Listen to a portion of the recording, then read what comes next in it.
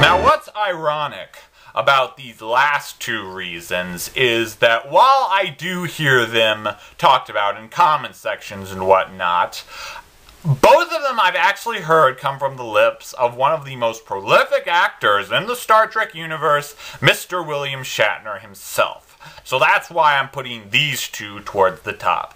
And this one is probably a bit more irritating for me to hear than number one, but, well, I won't get carried away. I'll explain that in my last video. So, the comments I've heard are that Star Wars is a rip-off of Star Trek, and in the words of Shatner himself, Star Wars is derivative of Star Trek.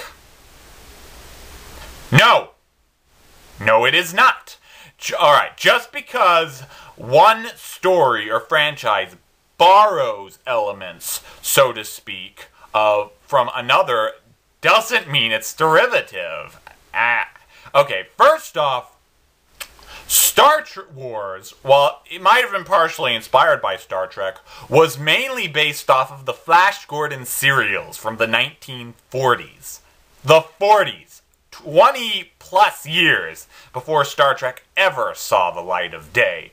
And yes, Star Trek, as I kind of broke down briefly in my number 4 reason, did come first. It did have elements of space travel, traveling to new worlds, battles in space.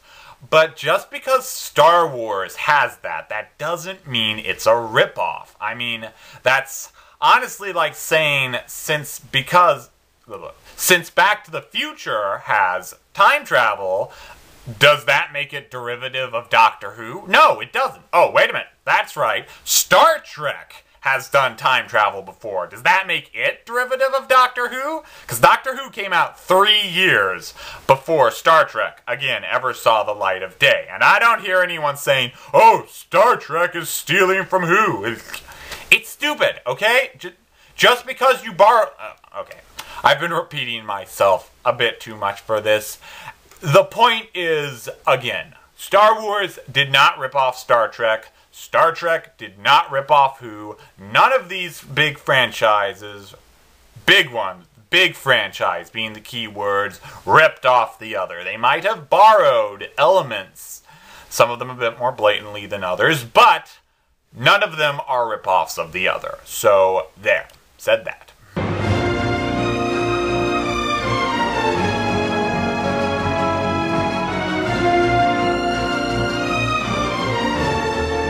And now we come to the final reason on our list, which again doesn't infuriate me as much as number 2 did, but I think it makes much less sense. And that's the theme of this. Reasons people give for liking Star Trek more than Star Wars that don't make sense. Also, I see a lot more celebrities claiming this, so that's why I put it as number 1 as opposed to number 2. So, I have seen quite a few interviews in which people talking about Star Wars have said that it is only about visual effects, that it doesn't care for storyline, characters, themes, or anything, while Star Trek didn't need visual effects, because it did care for story, theme, and characters. And I do believe that was the foundation that made Star Trek so interesting, that we had these characters that we liked, that we could root for, that we could get behind, and we loved to see them go through time and space and through the cosmos to see what they went for, and we were rooting for them. So, why this bothers me... Let me actually, before I go into my finishing speech on this, let's talk about some films that are only visually impressive. Films that get reps like this, like Baz Luhrmann's Moulin Rouge, or even recently James Cameron's Avatar, which I think are fine films, but I think are mostly... But again, whether you love or hate these films, they are mostly based on their big effects, on how much they can throw at you. And here's the problem with films like that. Visuals can only hold you for such a time. Why? because technology, especially in the movie business, is improving every day, every year. So yeah, you can look at a visually impressive film and go, ooh, wow, that's cool. I'm really getting brought into this world. But you're not going to remember it as well because 2-3 years later, they'll just do the same effects or they'll do something better. It's something new. Like, look at the first Michael Bay Transformers film. Seeing all the Transformers there was awesome. After that, it's just like, they're there. They kind of look cool. And I don't hear most people talking about those movies as much anymore now that they're, well, almost done. Number 4 is coming out next year, but I'm going off track. The point is, films do not last if they're only based on visuals, because that wonder, that excitement will just get blown away by films in the next few decades or years, and they won't last. So, now that I've said that, how come we still watch and love Star Wars almost 36 years after it came out? I will tell you. Because it is an enduring mythos. It is a tale of heroes conquering dilemmas, conquering villains. It's not just a shoot-'em-up space saga with special effects.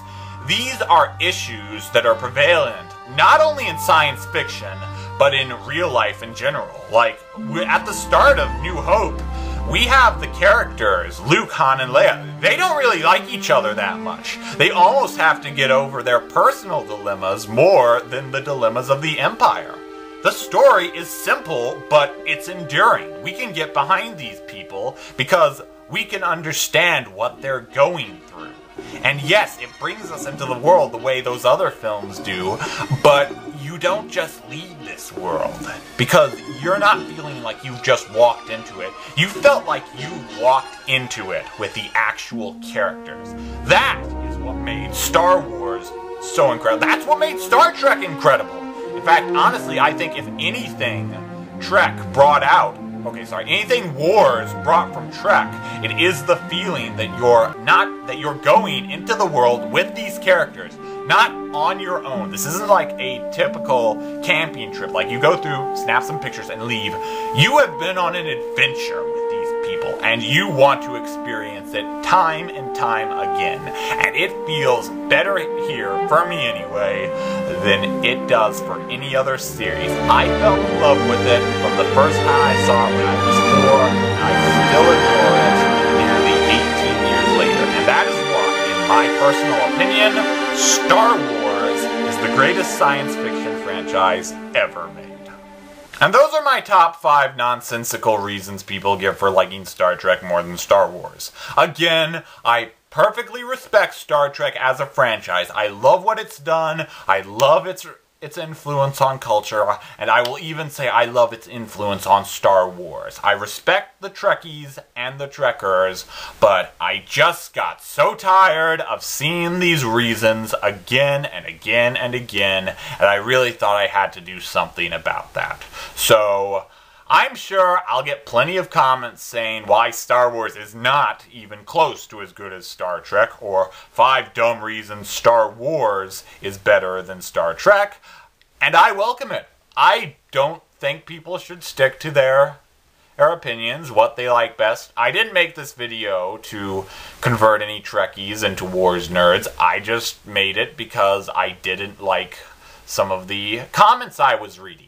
So, yes, I'm sure all of us are really excited about Star Trek Into Darkness and Star Wars Episode 7. And I say to all of you, live long and prosper, and may the Force be with you. I'm Gilligan Kruger, 0829.